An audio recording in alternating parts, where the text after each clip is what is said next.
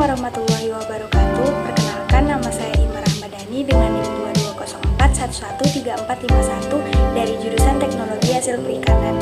Baiklah, di video kali ini saya akan menjelaskan materi mengenai proses pengasapan ikan secara tradisional di Indonesia untuk memenuhi tugas literasi digital dengan dosen pengampu Ibu Santi Wisuda Sidaurun SPI MSI.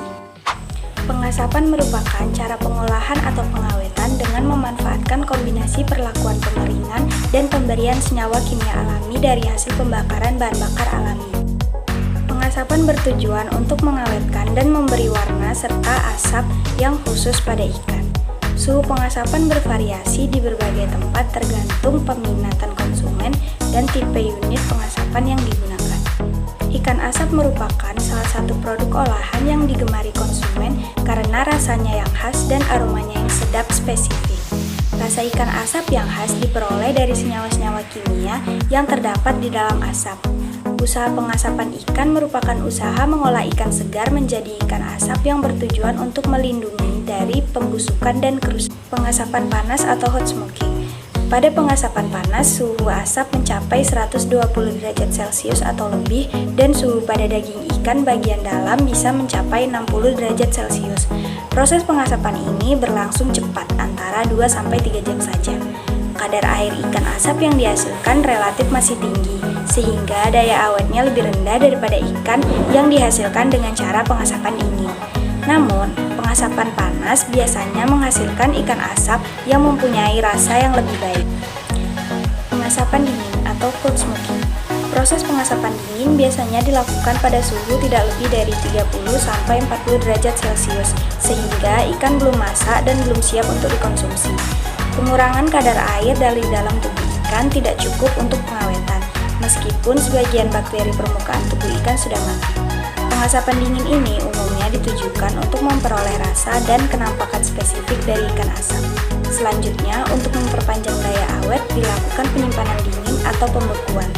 Pengasapan dingin yang dilakukan dalam waktu yang relatif lama, sampai beberapa hari, dapat menghasilkan produk ikan asap yang lebih awet dibandingkan dengan ikan yang diolah dengan pengasapan panas dalam beberapa jam saja. Proses pengasapan tradisional.